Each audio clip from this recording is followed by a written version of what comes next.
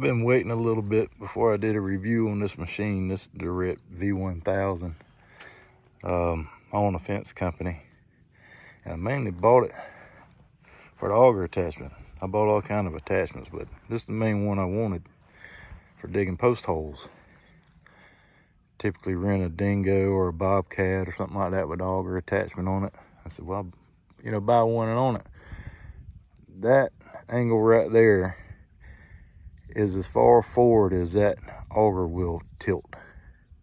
So if you're wanting to bore a hole under a road or something, maybe that's a good auger. But it digs. It just don't dig a straight down hole like typically most people want an auger to do. That's the angle hole you get right there. Here, I'll let it down to the ground so you can see.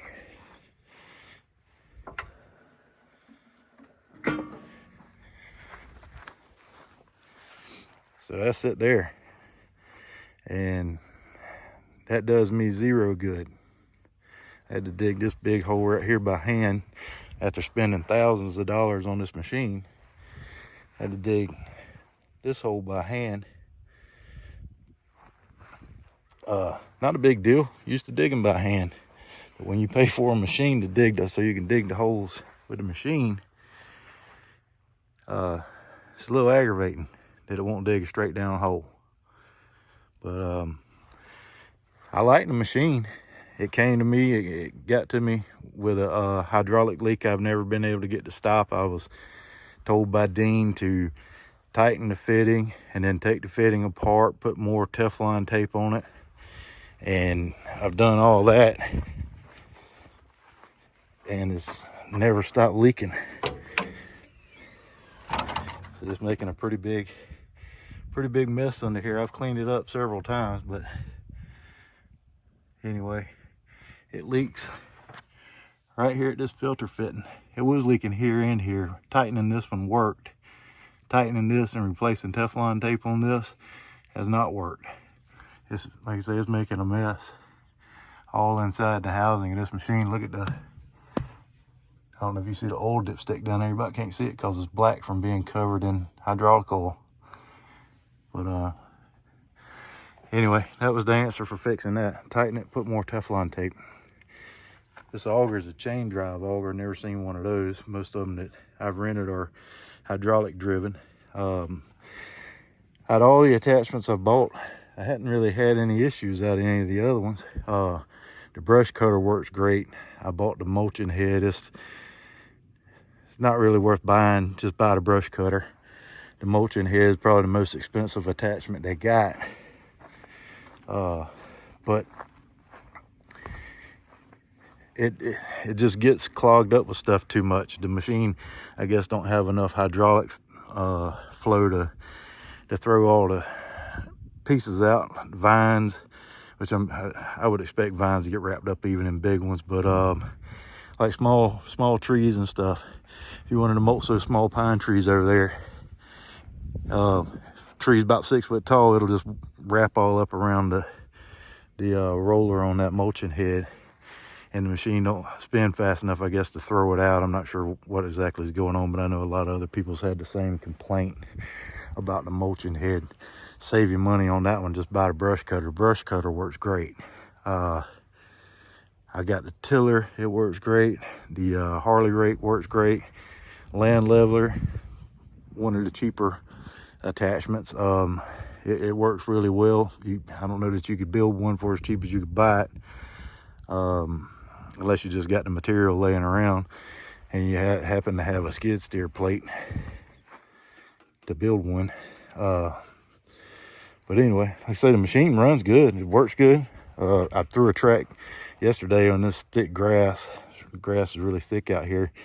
And I went to turn the machine around and it threw this left track. Wasn't that hard to put back on. After I got my jack and my grease gun and all, it probably took me not even 30 minutes. But it was a hour ride to go get my jack and bring it back. So that was kind of my fault not having it with me to begin with. But anyway, other than that, like I say, the machine runs good. If I ever get that hydraulic leak to quit leaking, and figure out something with this auger. Like I say, that auger right now is useless to me. I don't know. Maybe they've never put one on a machine, or I got a defective one, or I don't know. I hadn't found any way to adjust anything to make it where I can dig straight down. Maybe Dean will reply back to me. I sent him a message, and he'll let me know if something I'm not seeing on here to make an adjustment to let this thing swing the rest of the way down. Got a chain tension adjustment right here, so you can tighten that chain that runs it, and the chain spins it fine. I have dug a hole with it. It's just not a straight hole. Yeah, you got some pins under here, and I thought maybe you could take those loose and let this thing swing, but it won't swing very far. That I don't know, we call it a stud, flange would bottom out before it would swing to make this thing dig 90 degrees straight down. So pulling those pins, I don't believe would do any good. I don't think it would let it pivot far enough. But anyway, just thought I'd do a review, and if I sound a little aggravated, I am. So I got a lot of posts to replace on this, and I'm end up having to dig all of them by hand due to that. And there's not a rental company anywhere even close to this. I'm out in the middle of nowhere. If y'all look, there ain't nothing but farm fields all around here, and I'm probably 100 miles from a rental company. So it's not feasible to go rent something. It'd be easier to just dig it by hand. Anyway, all right, just want to give a little review on this in case anybody else is looking into buying one. If this is the way the auger attachments are, I'd leave them in China.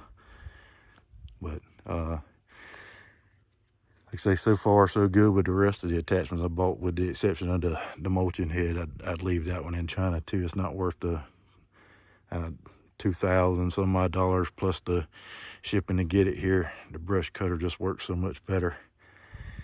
And I know they're two different, they sort of serve two different purposes, but the machine don't have enough hydraulic flow to make the mulching head serve its purpose. You're not going to go out there and mow down big trees and stuff with it, which, I mean, I never thought you'd be able to, but I thought it would work better than just a brush cutter. Like that maybe the mulching head would have a function other than being a brush cutter, because at best that's what it is. But anyway, just my honest review so far. Like I said, I'll keep you updated on the machine in case anybody else is looking at buying one. It's definitely a much cheaper alternative to buying a Bobcat or a Dingo or a bunch of other Kubota. Mine actually has the Perkins diesel in it. I didn't get the Kubota diesel. I have Caterpillar dealers and Kubota dealers around me, but it was going to be a lot longer wait to get a machine with a Kubota motor in it whenever I ordered mine. I guess somebody else had already allocated a lot of their Kubota stock to another customer who was buying container loads of these machines. So I opted for the Perkins, and I got Massey Ferguson tractors that are old, or my dad does, and we use them all the time. They have Perkins engines in them. Perkins been around a long time, so I didn't see no reason not to buy the Perkins.